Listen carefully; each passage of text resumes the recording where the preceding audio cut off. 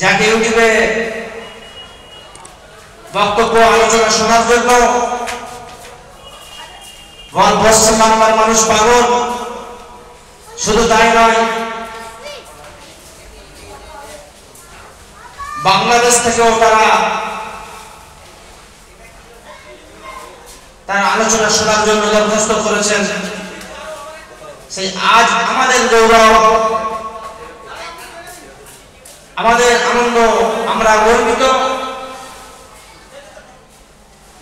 যে এই মাদ্রাসার ছাত্র এই মাহফিলে আপনাদের সম্মুখে বক্তব্য রাখবে জনাব হাফেজ আশিকুর রহমান সাহেব। সম্মানিত বাপেরা আমার, আপনি আপনার মালটা কোথায় খরচ করবেন? ছোট্ট একটা ঘটনা থেকে আপনার বিবেক খুলে যাবে। ইমাম গজনবী রহমতুল্লাহি আলাইহি, তানার বাপের নাম ছিল সাবুকতুগিন। তিনি এত বড় জায়গার মালিক হলেন, সিন্ধু থেকে পেশাওয়ার পর্যন্ত তিনি সেই জায়গার মালিক হলেন। এবং শুধু তাই নয়, তিনি সিন্ধু থেকে পেশাওয়ার পর্যন্ত যখন তিনি মালিকানা পেলেন, এই মালিকানা পাওয়ার পর তিনি তানার উজিরকে ডেকে বলছেন, ওগো উজির, তুমি আমাকে বলো, তোমার কাছে আমার 3টে প্রশ্ন আছে, এই 3টে প্রশ্নের উত্তর আমাকে দিয়ে যাবে। উজির তখন বললেন, অবশ্যই আপনি আমাকে প্রশ্ন করুন। মাহমুদ গজনবী রহমতুল্লাহি আলাইহি বললেন, ওগো উজির, লোকেরা আমার নামে নিন্দা ছড়াচ্ছে যে আমি না আমার গায়ের রঙের সাথে আমার বাপের গায়ের রং মেলে না, একজন সাদা তো আর একজন কালো। ওগো উজির, তারা এর জন্য আমার নামে মিথ্যা আরোপ লাগিয়েছে, তারা বলছে আমি নাকি জারজ সন্তান, নাউযু বিল্লাহ। ওগো উজির, এর সমাধান আমি তোমার কাছ থেকে চাই। দ্বিতীয় নম্বরে মাহমুদ গজনবী রহমতুল্লাহি আলাইহি প্রশ্ন করলেন, ওগো উজির, তুমি আমাকে বলো আমার এই যে বিরাট অর্থের অঙ্ক থেকে আমি কোন পথে খরচা করলে আমি দুনিয়া এবং আখিরাতের কামিয়াবি পাবো। উজির দ্বিতীয় প্রশ্নটা শুনলেন, তৃতীয় প্রশ্ন করলেন, ওগো উজির, তুমি আমাকে এই কথা বলো যে কোন আমাল করলে আমি আমার নবীজিকে স্বপ্নের মধ্যে দেখতে পাবো। উজির 1 সপ্তাহ সময় চাইলেন।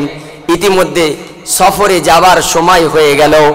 বাদশাহ মাহমুদ গজনবী রহমতুল্লাহি আলাইহি তিনি কাফেলা নিয়ে বার হয়ে গেলেন, সাথে উজিরকে নিলেন। যেতে যেতে দেখলেন একটা 3 মাতানি রাস্তা, সেখানে একটা ছেলে ওই যে 3 মাতানির আলোতে, রাস্তার আলোতে সবক মুখস্থ করছে। মাহমুদ গজনবী রহমতুল্লাহি আলাইহির দৃষ্টি আকর্ষণ করলো বাচ্চাটার দিকে। উজিরকে ডাকলেন, ওগো উজির, তাড়াতাড়ি আসো, ওইখানে দেখো একটা বাচ্চা ছেলে পড়ছে, ও ছেলেটাকে একবার খবর নিয়ে দেখো। উজিরকে ডেকে বাদশাহ মাহমুদ গজনবী রহমতুল্লাহি আলাইহি ওই জায়গাটার মধ্যে গেলেন। গিয়ে বাচ্চাটাকে জিজ্ঞেস করছে, বাবু তোমার নাম কি? আমার নাম অমুক। তুমি এখানে পড়াশোনা করছো কেন? হুজুর, আমরা খুব গরিব, আমার বাপ নেই, আমি এতিম ছেলে, আমার মা বিধবা, আমাদের তেল কেনার মতো কোনো পজিশন নেই, অতএব আমি এই রাস্তার আলোতে সবক মুখস্থ করছি। মাহমুদ গজনবী রহমতুল্লাহি আলাইহির দিলেতে বড় মায়া হলো। উজিরকে বলল, ওগো উজির, তুমি এই ছেলেটার পড়াশোনার ব্যবস্থা করে দাও, এই ছেলেটার থাকার ব্যবস্থা করে দাও, এই ছেলেটার খাবার ব্যবস্থা করে দাও, এই ছেলেটার পড়ার ব্যবস্থা করে দাও। সবাই বলে মোল্লার দৌড় মসজিদ তলা।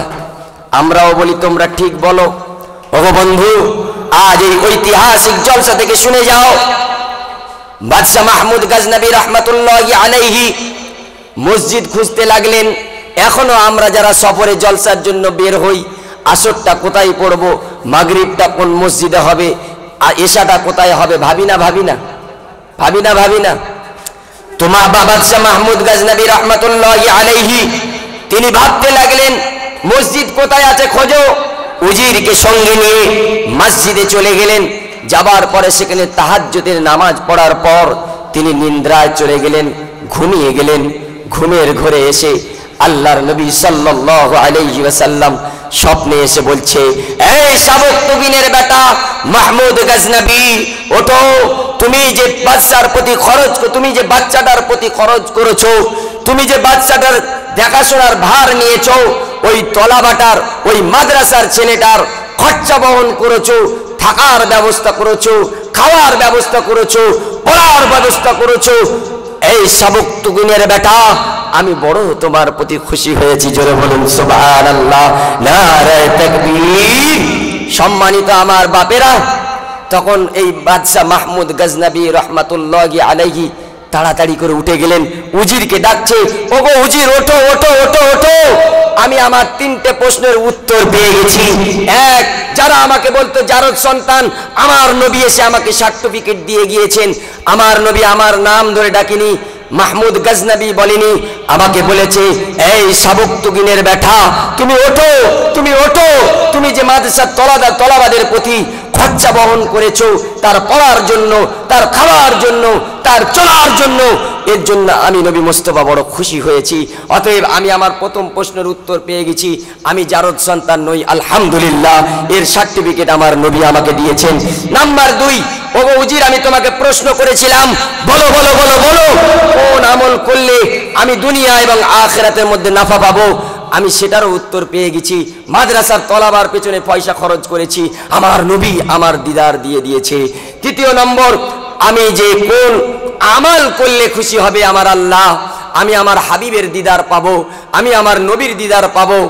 স্বপ্নে আমি সেই নবীর দিদার পেয়ে গিয়েছি। জোরে বলুন সুবহানাল্লাহ। এই জন্য বিশ্ব নবী সাল্লাল্লাহু আলাইহি ওয়াসাল্লাম বলেন, সুনানে ইবনে মাজার, সুনানে আবু দাউদের 229 নম্বর হাদিসে আল্লাহর নবী সাল্লাল্লাহু আলাইহি ওয়াসাল্লাম বলেন, ইয়া আবু যার, এই আবু যার শোনো, যদি তুমি সকালবেলা কোরআন মাজিদের একটা অক্ষরকে তুমি শিখতে পারো সহি শুদ্ধভাবে, আমার আল্লাহ তোমার আমল নামায় 100 রাকাত নফল নামাজ পড়ার থেকে বেশি সওয়াব দেবে। জোরে বলুন সুবহানাল্লাহ, আরো জোরে বলুন সুবহানাল্লাহ, নারায়ে তাকবীর। কত বড় কথা। 2 নম্বরে বললেন, এ আবু যার শোনো, যদি কেউ একটা মাসআলা ফজরের পরে শিখে নেয়, তার উপরে আমল করা হোক অথবা না হোক, এর কারণে আল্লাহ রাব্বুল আলামিন তার আমল নামায় 1000 রাকাত নামাজ পড়ার সওয়াব লিখে দেয়। জোরে বলুন সুবহানাল্লাহ। এই জন্য বিশ্বনবী সাল্লাল্লাহু আলাইহি ওয়াসাল্লাম বলেছেন, এই জন্য আমার বাপের, আমার আল্লাহ নবী সাল্লাল্লাহু আলাইহি ওয়াসাল্লাম বললেন, মান ইউরিদিল্লাহু বিহি খাইরান ইউফাক্কিহু ফিদ্দীন। আল্লাহ যার সাথে ভালাইয়ের মামলা চাই, আল্লাহ যার সাথে ভালাইয়ের মামলা চান, তাকে আল্লাহ ইলম দিয়ে দেন, তাকে আল্লাহ ইলমের দৌলতে দৌলতবান করে দেয়। যারা মাদ্রাসার তলাবাদের পিছনে খরচ করছো, যারা কোরআন পড়ার জন্য খরচ করছো, যারা মাদ্রাসার বিল্ডিং এর জন্য খরচ করছো, এই তলাবাদের পেছনে খুব খরচ করো। কেন? এদের পায়ের ধুলো আমাদের জন্য নাজাতের কারণ হয়ে যেতে পারে। জোরে বলুন সুবহানাল্লাহ। শুধু আমি এ কথা বলিনি, বিশ্বনবী জনাবে মুহাম্মদুর রাসূলুল্লাহ সাল্লাল্লাহু আলাইহি ওয়াসাল্লাম বলেছেন, খায়রুকুম মান তাআল্লামাল কুরআনা ওয়া আল্লামাহু। শোনো চণ্ডীগড়ের বাপেরা, তোমাদের মধ্যে তারাই উত্তম যারা কোরআন শেখে এবং অপরকে শিক্ষা দেয়, যারা কোরআন পড়ে এবং অপরকে পড়ায়, তারাই তোমাদের মধ্যে উত্তম। জোরে বলুন সুবহানাল্লাহ। এই জন্য আল্লাহ রাব্বুল আলামিন কোরআন মাজিদের মধ্যে জানিয়ে দিয়েছেন খুবই স্পষ্টভাবে, ইন্না আনজালনাহু কুরআনান আরাবিয়্যান লাআল্লাকুম তাকিলুন। আমি কোরআনকে আরবিতে অবতীর্ণ করেছি, আরবি শেখা আমাদের জন্য মোস্ট বি। আমরা মনে করি দিন শিক্ষা করাটা এটা এলোতেলো ব্যাপার, আমাদের বাড়ির ছেলের ডাক্তার হলে হবে, মাস্টার হলে হবে, ফকিরি বিদ্যে শেখানো যাবে না। ব্রাদার ইসলাম, তাই বলছিলাম, আপনি কতটা বুদ্ধু ওই ব্যক্তি চালাক যে ব্যক্তি দুনিয়ায় থাকা অবস্থায় আখিরাতের সামানকে গুছিয়ে নেয়, যে ব্যক্তি দুনিয়ায় থাকা অবস্থায় আখিরাতকে গুছিয়ে নেয়, সেই হলো চালাক। আল্লাহর নবী জনাবে মুহাম্মদুর রাসূলুল্লাহ সাল্লাল্লাহু আলাইহি ওয়াসাল্লাম আমাদেরকে এই তাগিদ দিয়েছেন।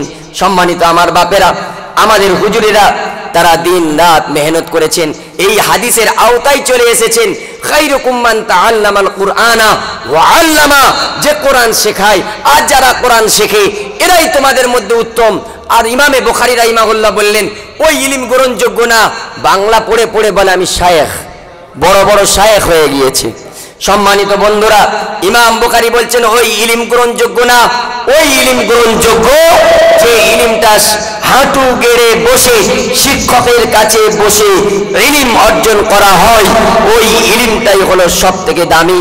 তাই আমি আমার বক্তব্যের ইতি টানার পূর্বে একটা সংক্ষিপ্ত কথা এই যে আমরা প্রত্যেকেই মাদ্রাসা মঈনুল উলুমের প্রতি আরো কমল হৃদয়ের হয়ে যাব। তার খরচ বহনের জন্য আমরা দায়িত্ব আরো ভালোভাবে নেব। তার বিল্ডিং বালাখানা, তার আসাতিজা ইকরাম, তাদের জন্য দোয়া করব। যারা অর্থ দিতে পারবো না, মাদ্রাসার প্রত্যেকটা হুজুরদের জন্য, মাদ্রাসার প্রত্যেকটা ছাত্রদের জন্য, তাদের জন্য আমরা আল্লাহর কাছে হাত তুলবো। আল্লাহ, চণ্ডীগড়ের বুকে তুমি যে একটা বড় দিনী প্রতিষ্ঠান করেছো, এই খিদমতকে তুমি কিয়ামত পর্যন্ত বাকি রাখো। সম্মানিত বাপেরা, আল্লাহ রাব্বুল আলামিন আপনার এই কোরআনের বাদাওলতে হয়তো আপনার কবরের আযাবটাও মাফ করে দিতে পারে। এই বলে আমি আমার সংক্ষিপ্ত বক্তব্য এখানেই ইতি টানছি। ওয়া আখিরু দাওয়ানা আনিল হামদুলিল্লাহ।